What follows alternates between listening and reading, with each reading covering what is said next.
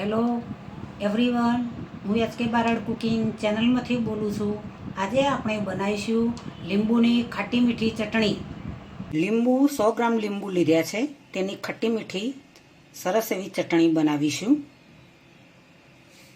તેને ધોઈને કપડાથી સાફ કરી દીધા છે. હવે તેને કટિંગ કરીશું. આ રીતે લીંબુને કટિંગ કરી દીધા છે. તેના અંદરથી બીજ પણ કાઢી નાખ્યા છે.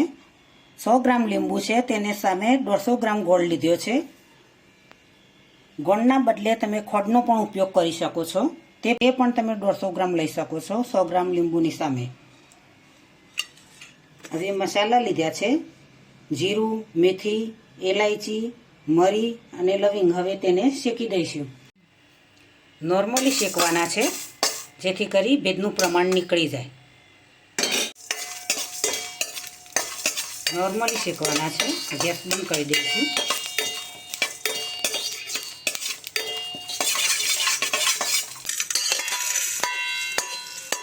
હવે તેને ક્રશ કરી દઈશું. કટિંગ કરેલા લીંબુ ક્રશ કરી દઈશું.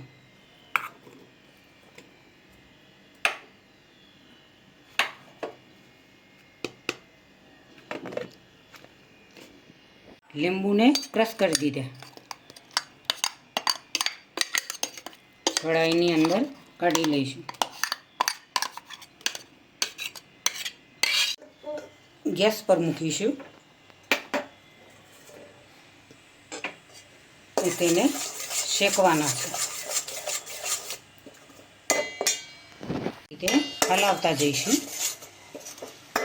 ધીમા શેકે થવા દેવાનું છે. આ રીતે ખાટી વસ્તુ હોય તો એલ્યુમિનિયમ કે પિત્તળના વાસણો બનાવી નહીં, સ્ટીલના વાસણો બનાવી, જેથી કરીને ખરાબ ના થાય. લીંબુમાં એસિડનું પ્રમાણ વધારે હોય છે.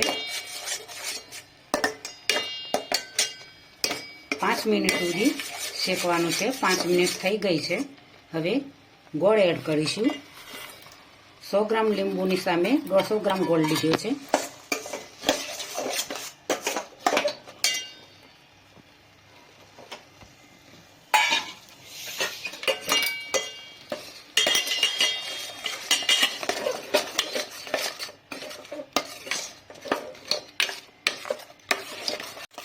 આ રીતે ગોળ મિક્સ કરીને હલાવતા જઈશું. કલર પણ ચેન્જ થઈ ગયો છે.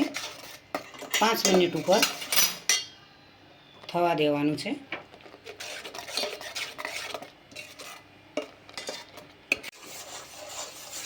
કાલા નમક,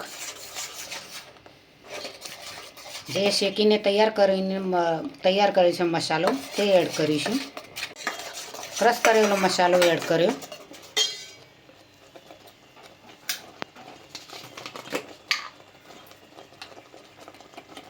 હિંગ એડ કરીશું. કાશ્મીરી મરચું 2 ચમચી.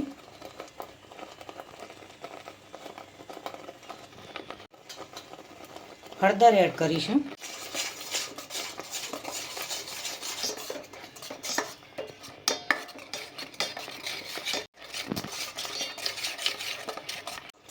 સફેદ મીઠું એડ કરીશું.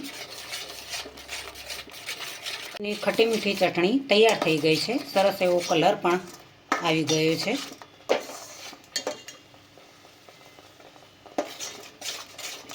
ગેસ બંધ કરી દઈશું. વિનેગર એડ કરીશું. વિનેગર એડ કરવાથી લાંબા સમય સુધી ચટણી બગડતી નથી. ખૂબ જ ટેસ્ટી એવી ચટણી બની છે. લીંબુની ચટણી બનાવી છે, ખટ્ટી મીઠી ચટણી બનાવી છે. ચટણીને કાચના ડબ્બામાં મૂકી રાખો છો ભરીને. આ રીતે કાચના ડબ્બામાં ભરીને મૂકી રાખીશું. ફ્રીજની અંદર મૂકીશું. બહાર મૂકીશું તો પણ કંઈ નહીં થાય. વિનેગર એડ કર્યું છે એટલે બગડવાની કોઈ શક્યતા નહીં.